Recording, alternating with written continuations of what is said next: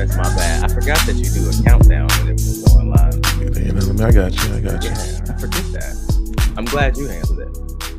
Do a little countdown. My live streams on Twitch look crazy. Like if someone did a clip of just the first 15 seconds of me being live, bro, like it would be cinema. Can you hold that glass up again?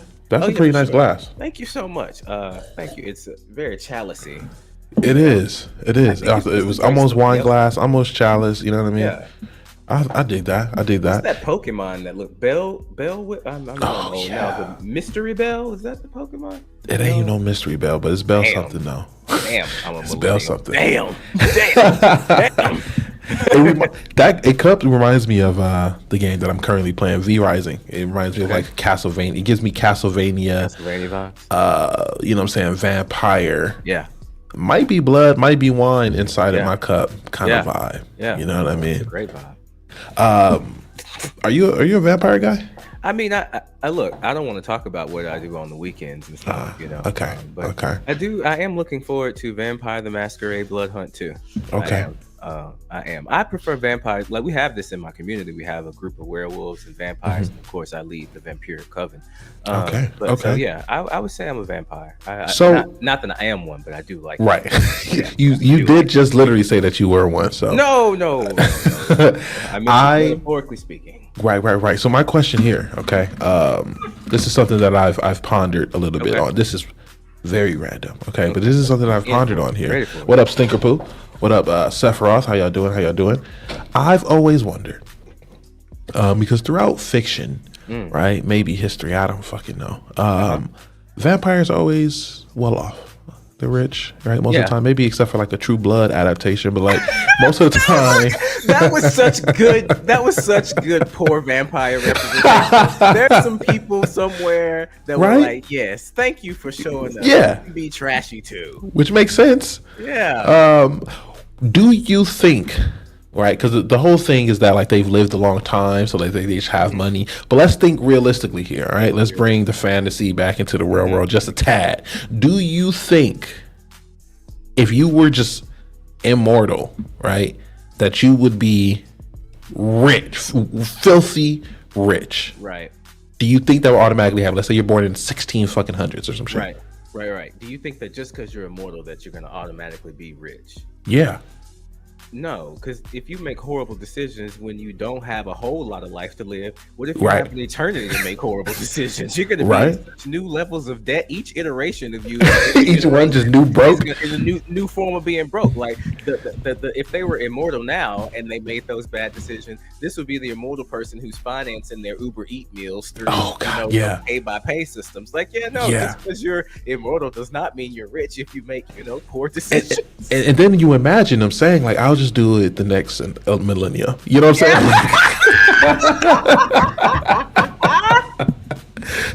saying? Yeah.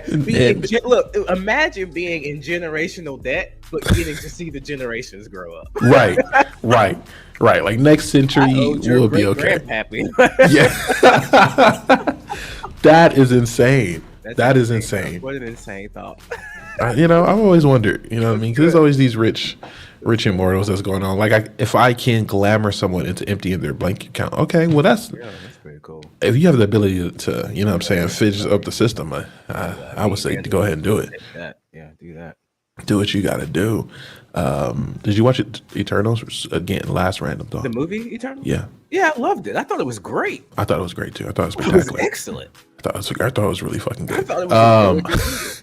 There was a guy that, the mind reading and all that stuff. I mean, the mind control and everything that he was doing like that. I feel like I would be like that guy. You know what I'm saying? For sure. Like, what are we doing here? All right, let's be rich. I wouldn't want to have a lot of money, because the thing is, that somebody gonna see you one day, and then they're gonna start seeing a bunch of your pictures show up. Then they're gonna formulate a society specifically to try to find you. And you know what I'm saying? Like, and you gotta deal with that. Yeah, you know what I'm saying? It's like a constant bug. Yeah, that's just always pestering you. Yeah, 100%. Shit would be boring though.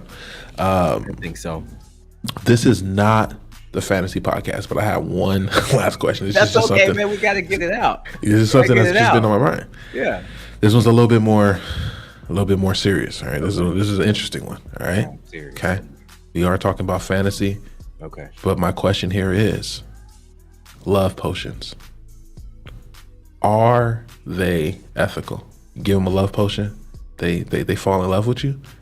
Not unless they look. The only way a love potion I feel like would be ethical is if it is someone who is like, I really do see that you have a beautiful heart. You know what I'm saying? Okay. Like, I really, so give me a love potion. Are they clairvoyant, can see that you have a good heart? Like literally can see that you have a good heart? There's no, unless someone, hey, I want to take a love potion to make myself love you, but I don't know why someone would do that. I can't imagine that scenario. I can't imagine. So unless they ask for the love, but then again, we know the world we live in. There's somebody that would just go around just drinking love potions all the time, bro. Oh, for sure. Knocking them back. For sure. They like the rush. The rush of when they first fall in love. Instant love gratification. They would call it. I feel like the only acceptable ring for here, and it's tough. It's tough. Love for date grape. Oh my God. I mean, yeah.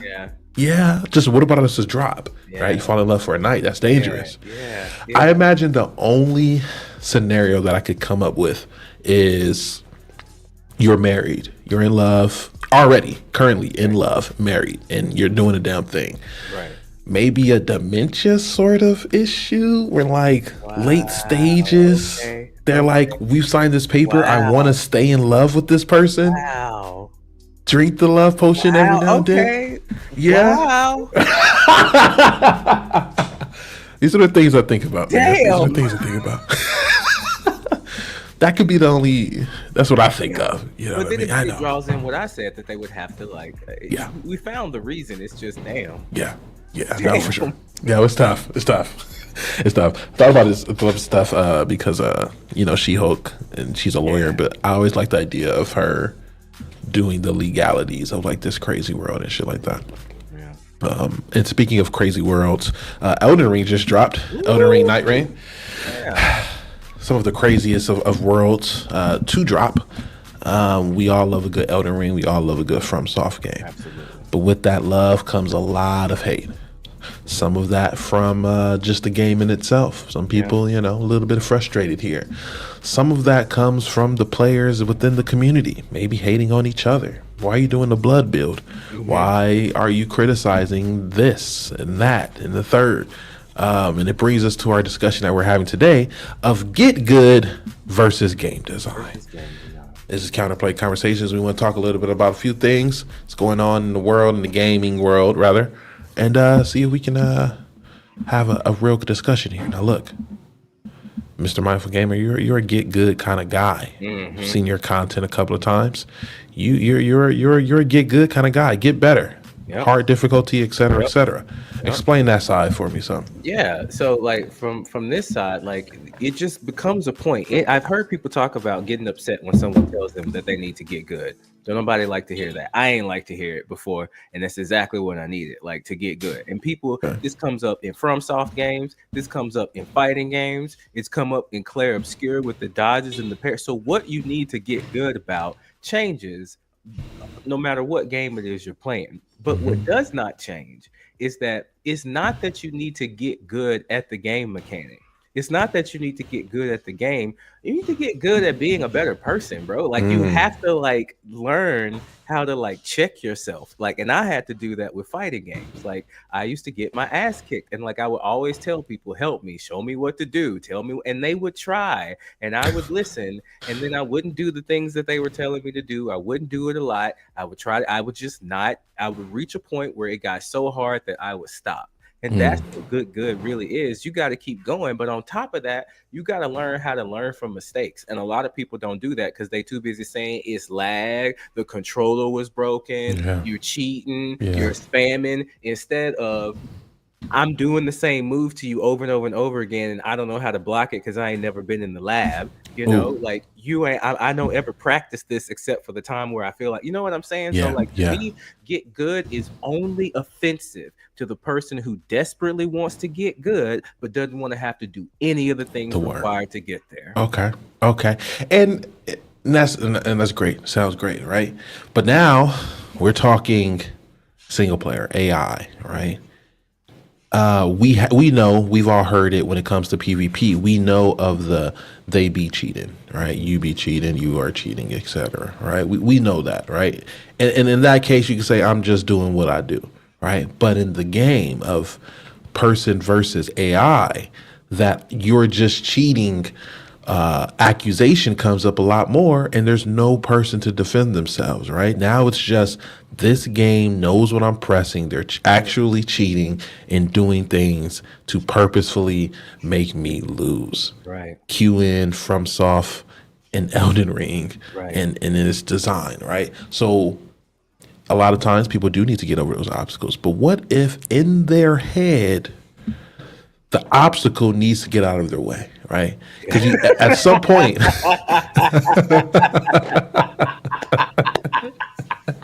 that wasn't the punchline. That wasn't. It was good. You know, it was good. You get what I'm saying? Like sermon. That was a sermon, man. I love the way you signed that up. The obstacle, right? To get out of my way. You know what I mean? It's a thing. It's a thing. It's a thing. It's a thing. And that's how they feel, right? Because it's a single player game, and if they wanted to, they can make it literally impossible. Right. So what do you say to that, where it's like, yeah, I need to get good, but like this boss literally has too much health? Yeah. So like, at what point do you want to play the game that the developer wanted you to play, or do you want to play the game that you wanted the developer to want you to play? There's a better way of saying that, but I can't figure it out. But I think it's getting across. Like, whose game are we playing, right? Yeah. Like, I feel like, you know what I'm saying? Like, you're playing their game. And so how can you decide what is and isn't too much health? That's what frustrates me about that like microtransaction debate. Like, I don't want a single player microtransaction in a single player game, especially ones that not slow down, that make getting resources easier, because that means they're making me grind for it. Do you want to play the game or not? Like, what someone buys with microtransactions and how they're priced when it comes to stuff, that has nothing to do with you, unless it's obviously pay to win, like 72 hours or something like that. But I hope I'm talking to reasonable people. But like, at that point, like, if you like the game, you would grind to get it because you enjoy it. It's not a grind to you. You're playing the game mechanics, you know? Or don't play that game. Now, I'm not really like I'm not one of those kind of guys, but like dead ass. You know what I'm saying? For the when it comes to microtransaction shit, like, you can look at it. You can look at all of this before you buy the game. There is no surprise. You can Google this. You can find a review. You can look at all of these things and know exactly what it is in the store, what you can buy, can't buy, and if you like that or not. And then you can make your decision on whether or not you want to put your money toward that literally, right? A lot of times, and I think I get what you're saying. I just say it as you just want to play what you want to play. You know what I'm saying? Like, you're not thinking about what you are playing. Just do that, man. Like, I feel like everybody that complains like that, they have a game that they compare the game to. Just go play that game. Just go play. No one's stopping you from playing it again. You know, like, go play that. It's crazy how they are, man. So with Elden Ring Nightrein specifically, some of those obstacles that do not revolve around getting good or not are potentially, right? So first off, there is no crossplay, right? Which I think sucks. It sucks. I think that's just, when is it going to be the standard? You know what I mean? There is no reason for this game to not have crossplay. Yeah, especially this game. Right. It's not even, it should. That's a bummer. On top of that, it has, now this one is a little bit more up for debate here, but there is no voice communications. You can't talk in this game. And a lot of people's issue is that this is a game in which you do kind of need to collaborate and do things within the game, right? Like, if you're fighting a boss and then someone runs off and fights another boss, like, that's kind of just defeats the purpose of you playing this specific game. You can just play Elden Ring if you're going to be running around alone. But on the flip side of that, some people feel like if you need people, this is when the Git-Gud, quote unquote, comes in, right?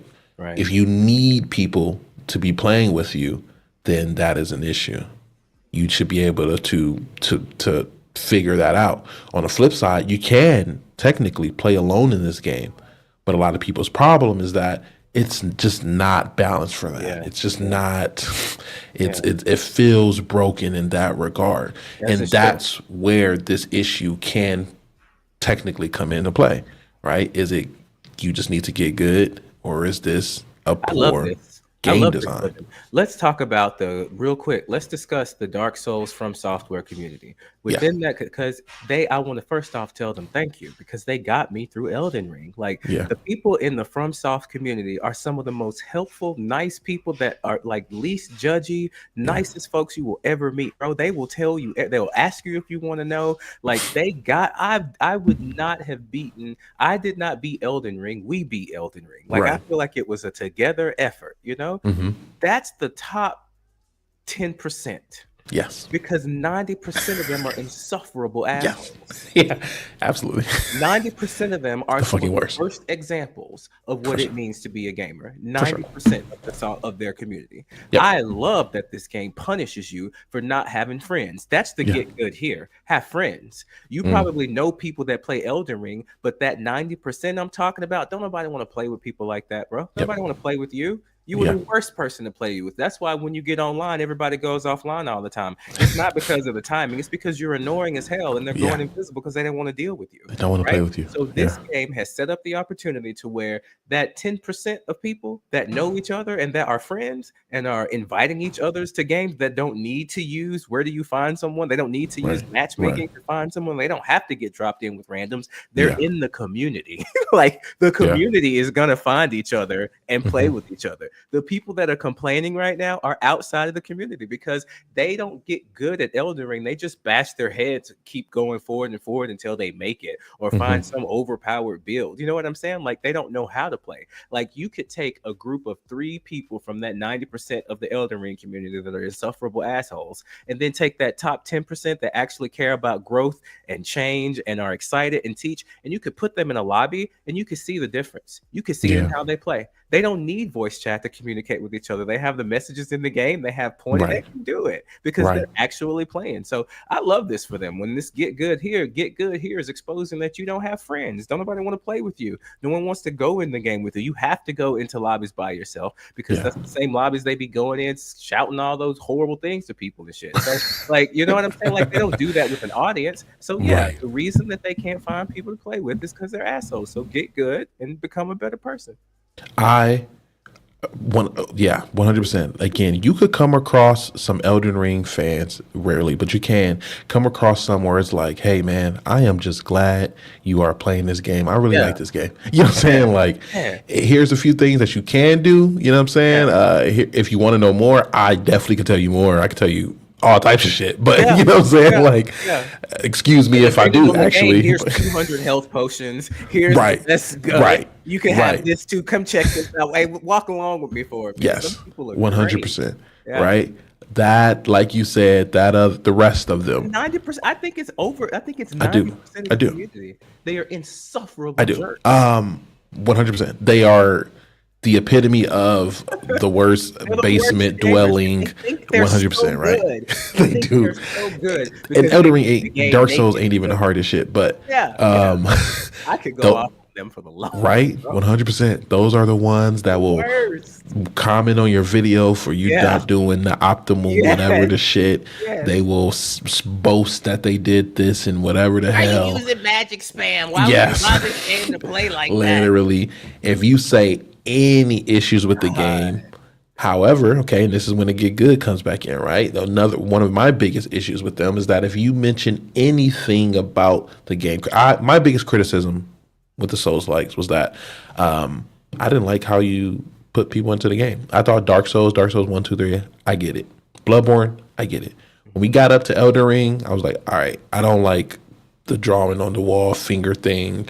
That person I'm not a big fan of that. You could still make it cool and unique because I get it. That like a real in-game mechanic of some sort. You don't have to do a lobby, a pause menu invite system. I get it. Let's do something. You know what I'm saying? Like, so much so, someone created that seamless co-op mod and it works great. You can just play with your person. I'm like, this is just what I would like. I said that. Holy shit. Let me see your hours. Let me see how much you play. It's not supposed to be like that. It's not a multiplayer game. It's not meant to be played co-op like that.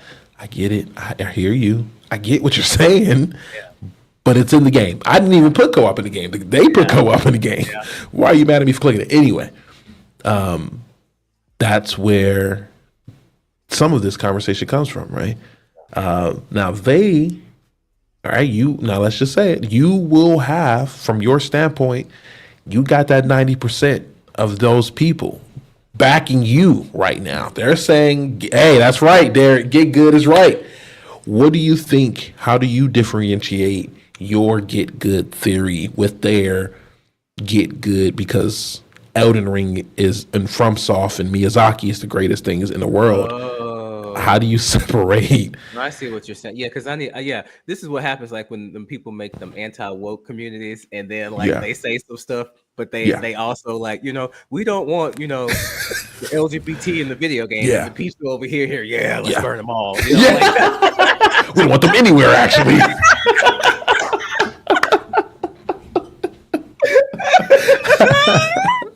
So, we agree. yeah. Right. So my Git-Gud is different from their Git-Gud in that, like, when I come to the place, if I'm dealing with somebody, and this has happened in fighting games before, like when I'm dealing with somebody and I've gotten to the place with you where I have tried everything to tell you to help you get better. And that's because you actually want to get better. There's a difference. There's some gamers who say they want to get better and they actually mean it and they put in the work. And then there are some people who say they want to get better just so they can hear everybody tell them, good job, you're doing great, we're proud of you. And like those people are the worst because they don't want to do any effort and they make 1,000 excuses for themselves. And so at the end of the day, the funny thing here is the Git-Gud isn't different. It just depends on who's receiving it and the tone of voice with the person playing it. Like, so I would define Git-Gud. And so for me, like in fighting games, getting good, once you learn neutral, once you learn, highs and lows and mix-ups, once you learn how to do hit confirms, once you learn spacing and all that stuff, anti-airs, Git-Gud in fighting games is applying that knowledge continually and being able to draw from it when you get your ass kicked. Right. So all you have to say is if they came to you would just come to a place where we're like, I just got to get good, or I just got to keep playing. I just have to keep going. I have to lose in this way. Like that's what that Git-Gud is. But if you say Git-Gud to somebody who, again, doesn't want to grow or change, they're just going to feel offended. They're just going to feel upset because that's what they need to do. So Git-Gud reminds them of all the steps that they're not taking. So like the difference between mine and theirs is like, I'm going to work with you and help you. Like I wouldn't just say I would never say get good to you like that. Like I wouldn't need to, because you were already getting good because you're actively practicing and learning and growing. So I think that's what it is. The people that I say it to would know it's an inside joke. Like it would know what it means, but the people where you say get good to, they don't know what it means. That's why they get so offended, because they have no idea what you're talking about, but they know they need to do it.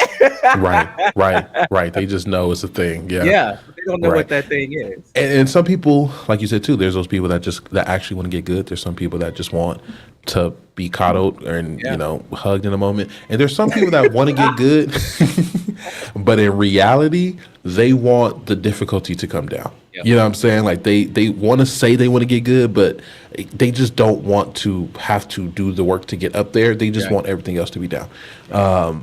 And that's where the kind of like the clash happens, right? Where like, because sometimes bad game design does kind of exist, right? Like, let's just say it depends on what their goal is. That's how I see it. If I'm playing a game and the goal is because it's really hard and you're meant to dodge every attack, like they've done everything that they needed to do to basically teach you this dodging mechanic and let you practice it in different mechanics, right? Because that's how it usually works for these games. And then you reach a point where this person hits you one time and you die. So you had to put all of what they taught you together into one big move, right? One big battle. If you go into that and say, I don't like this, I think it's bad design because I get hit once and I die, I think that's silly. I think that you need to get good, right? You need to get good. Now, if same scenario that's happening, right? And you need to parry, right? But let's just say again, I don't know, you need to parry, but the monster does a move that like just it brightens your screen or some shit, right? And it just it's actually hard to see, right? Like or like it clips through something that makes it not as fun to play like if you the miss camera that. angles are off. Yeah, like Devil something May like Cry, that. like those older camera angles. Oh Where yeah, like, definitely. yeah, Right? yeah. Like I think that's when we can get into the game design and there is a difference because yeah, it could possibly still be beatable. No one is saying that it's now unbeatable. Right. We all can agree that if there is a actual bug that prevents it from Mm-hmm. being made, then that's just fucked up. But there's these cases sometimes where like this could be done a little better with the game design, right? Versus no, you just need to get good. You know what I'm saying? And that's when that fine line kind of it gets weird. It gets tough, right? Yeah, because they don't trust game journalists anymore. Right, So like people, I right. mean, at the same time, dude, I saw the video of that guy playing Doom, reviewing it, and I Oh just, yeah, yeah. I think you should know how to play video games to be It a is a game thing. journalist. Like It that's is a kind of thing. crazy. But like, yeah, no, I hear what you're saying. I think that, but I think you can kind of tell that though, because the people, even the people who beat it, would turn around and say like, Hmm. it shouldn't have been that hard. Like like the Yeah. difficulty should come from the interacting with the game elements, not from using the tools that you use to interact with the game elements. Right. Right. Right. I 100% agree. And also where things get kind of weird because you mentioned game journalists. It's when a lot of these people, let's just say again, an Elden Ring Nightrein, and I believe this happened with the Elden Ring DLC. I don't know which content creator, but a content creator, obviously like day zero, was playing the game and he got to a point where like it was hard, and he started saying, "Yo, this is terrible. Like this is just bad game design. Y'all know me. I'm good at these games, but this is not good." Now everybody else who watched that person started repeating that, and it turns out that that person like didn't do a thing. You know what I'm saying? That will help him with this entire situation. Went back, did that thing, and said, oh, "Okay, it's actually not that bad." But everybody else that already heard that and spread that, now they believe that it's just Yeah. bad design, right? So like, it gets Yeah, weird. it does get weird, and it's the same 90% of the terrible FromSoft community that does stuff like that. Like Yeah, I wish there was a way to name this group of gamers because they go across everywhere. Like they are yeah, consistent yeah, in their BS. But yeah, yeah, that's super frustrating because like once they start saying it, like and like yeah, we need better personalities in gaming. But because all it yeah, takes is one streamer to say something, and like yeah, there is no independent investigation. They don't go look and try it for yeah. themselves. And like I see this in my comments all the time with people like trying to get you to convince them to go get a game. I don't know what you like, bro. Like, should I Right. buy it? I don't know how much money did Yeah, you no make this facts. month. Facts. I get the could you buy it, and I get it, right? There's a couple of people who can ask me that. And that's Yeah, because I know what you like. You know what I'm saying? yeah, Like at least I have an yeah. idea of who Yeah. you or My what you like, community right? can ask all day. Right? But like, is this worth a buy? There is no way I can answer that question. There's no way that No. this random person commenting this can ask me, should I buy this game? You I don't assuming that I know. know a lot about you, man. Right. I have no clue if you should buy this game. I'm telling you what I like. Do you like these things? Yeah. Maybe. You know what I'm saying? Do you like this? Even then, yeah, that's a whole nother thing that is very interesting. Yeah, no. But I think the point about yeah, getting good. I think that there are just some people who like it's so crazy because and the thing is to be honest with you, a bit is like I used to be that person, man. I used to be that person. I was that person that was like, I'm gonna play fighting games and I don't need to know what frame data is. I don't need all that. I play with my heart. And I played right into my heart until it got broken whenever some people came in, bro. And like I got embarrassed in front of the whole lobby. My guy it was Mortal Kombat 11. My guy held the block button in the middle of the screen, and I'm Yeah. just tapping, just punching, just pressing all sorts of buttons, Oh no. backing up and walking forward, backing. And every time I He would get just to a looks place at where me. I would go to throw, he would let go of that throw button, and like he knew, and like I just stopped in the game, and I was like, bro, what are you doing? Like, why won't you play? He's like, I am. You're not really making me have to do anything, though. I was Yeah. like, God. Yeah. Yeah. Shout out to him for explaining He that though. He's leveled at me up. 10%. Right, he was the 10%. He leveled me up. He did. He And because did. realistically, right? And who knows, right? I'm not, you know what I'm saying, but like who knows that guy could have said, I don't know, bro. Like whatever. Like I'm just better, right? Or some bullshit like that, and change the trajectory of possibly your entire life. My entire. You know what I'm saying? Like, all right, fuck you, dude. And then moved on with something else. Who knows? Right? Version 2, I suppose. Yeah. That's terrible. Yeah, no, he's great, man. That guy has he doing good. But like, yeah, no, like it's important. But and that's another thing I was going to say. But some of the 90% are good at the game. They're great, but they don't know how to teach it to nobody. And like those are the people that be talking about Git-Gud too. Like sometimes they don't understand that's what they're not good at. But they do play with their heart. Like, but they don't understand what it is they're doing. They don't know how to put that into words for other people, and they just don't know how to teach. So sometimes people say Git-Gud because they just suck at teaching, and they're eventually going to get to a level where like they're bad too. Like especially in competitive games like that. Yeah, that's true. A lot of times that the Git-Gud is used in a replace of like actual thinking of a real thing here. Tier Blue says FromSoft games design fundamentally wants you to fail and retry as part of the process. Absolutely. Absolutely. Like that is a huge thing. So if your like complaint is that you died, then like you actually, that's the point. That goes into the Git-Gud category. You know. Things again, like in my opinion, like game design would be like fundamentally like it. I don't think this was the goal that they were trying to do, right? Like, and it could work in the opposite way, right? Bad game design, right, which we don't hear because you can't say Git-Gud to rebuttal it, is if something is maybe too easy, right? Like maybe bad game design isn't like they're teaching us to practice this parry button, right? But if you just keep attacking and stunning him, you don't need to ever parry, right? That is also bad game design on the other end of it. Yeah. You know, and then that gets to the conversation about difficulty in games. Like, okay, well, I'll raise the difficulty so it'll hit more. I can't stand that conversation. You saw me talk about it. Oh, well, just because I raised the difficulty, that like you're talking about Bethesda. Stop just playing Skyrim. Like in Bethesda games, yes, it's ridiculous when you increase the difficulty. Because it exposes the flaw that their combat systems aren't that great. But like in other games, like you increase the difficulty, it has weight. It matters. Like it's you know what I'm saying? Like it forces you to approach the situation differently. In Bethesda games, you have to do the same thing over and over and over again. So anyway. And I think a lot of us now, since we've kind of been gaming about the difficulty level, a lot of people, the normal mode, I think it's for the big net. That's the big net most of the time, right? Be careful what you're about to say. I know.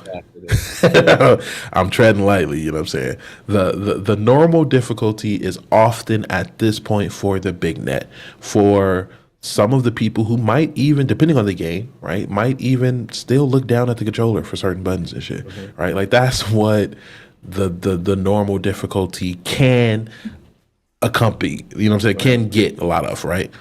The higher difficulty for the people that are, that normal difficulty might not do it for you. It might not even be meant to really do it for you, right? The harder difficulty can sometimes be what we are supposed to be playing on as experienced gamers who have played these type of games before, right? Sometimes that is the case. Sometimes it isn't. Sometimes, it's tacked on, or maybe it doesn't do as many things as you would like for it to do, or change the how you fundamentally play. But I feel like that's a good way to think about it. Tier Blue, how do you feel at all, and this might be the last question before we end up closing, about the idea of necessary tedium, like OG Monster Hunter making you actually prep versus monster games that focus on the hunt more? I feel like the game, I might lose a little bit of its charm with that. I'm in the middle, right? Case in point, Pokemon, right? Walking through caves and, any type of grass, having the wild Pokemon pop up, right, was something that I didn't know any better. And I played it and I liked it. New Pokemon, I can dodge Pokemon. I don't have to hit a wild encounter if I didn't want to. That quality of life is too good for me. Can't go back, right? I love it, right? Monster Hunter for me is at that point. I do not really care for some of the tedious things that Monster Hunter used to make you do. And now that I have seen the other side of it, I'm good, right? If it's a brand new game or something like that, and have you do the tedious things where, like, in my head, I don't 100% know that there's a better way, then I'm cool with it. But if I know it's a better way, I just can't. I can't. But that's just me. Yeah. I'm not a huge fan of the tedious. I don't know, man. I don't know. I think it depends. I like the random encounters in Pokemon. Like, I feel like I'm traveling with my little creatures, and then shit, we just got jumped. You know, right? You know what I'm saying? Right. Like, so, but like, I can see how, sometimes quality of life things is just kind of needed. You know, like with on the flip side, with something like Dragon's Dogma, random kind of like random encounters in that game, it is a part of the charm for me, right? Because that's kind of like that is the bread and butter there. Sometimes, at least in my eyes, Pokemon, some of the bread and butter is not necessarily fighting this random monster right now.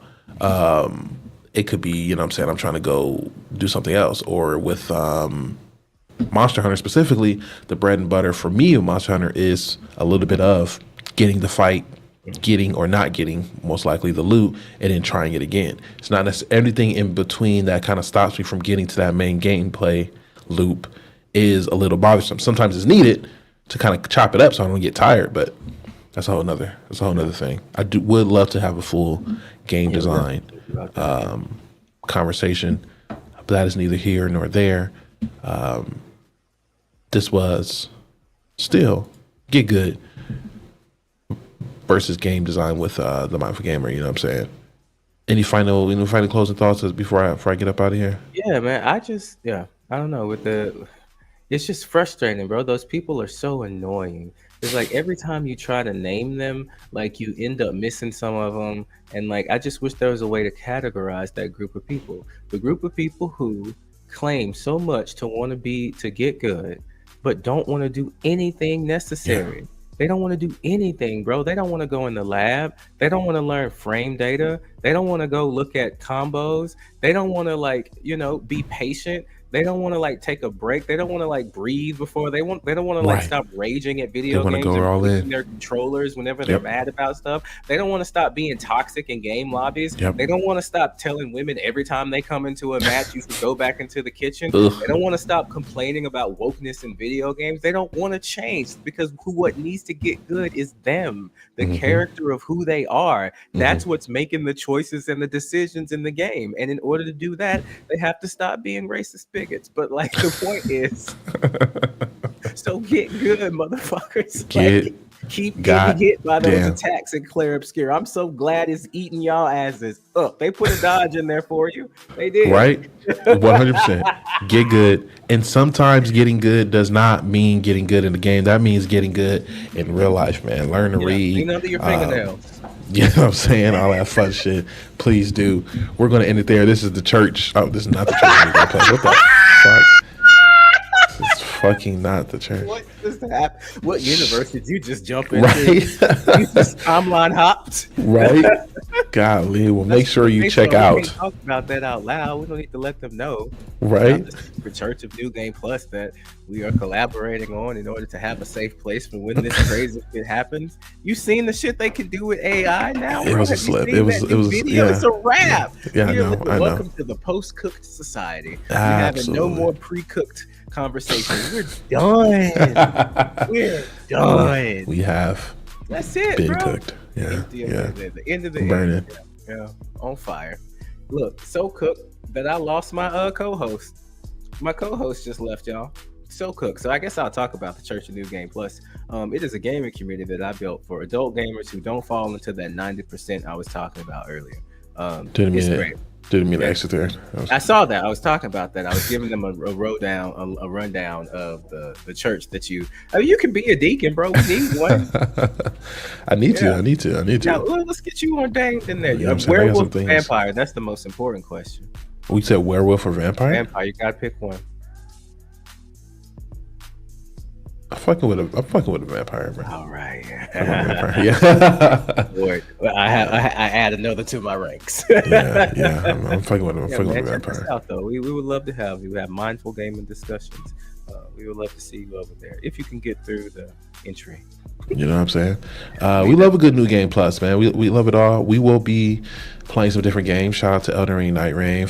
Shout out to all of the different games that's out there. I've been playing V Rising. Shout out to Church of New Game Plus. Shout out to my show Checkpoint.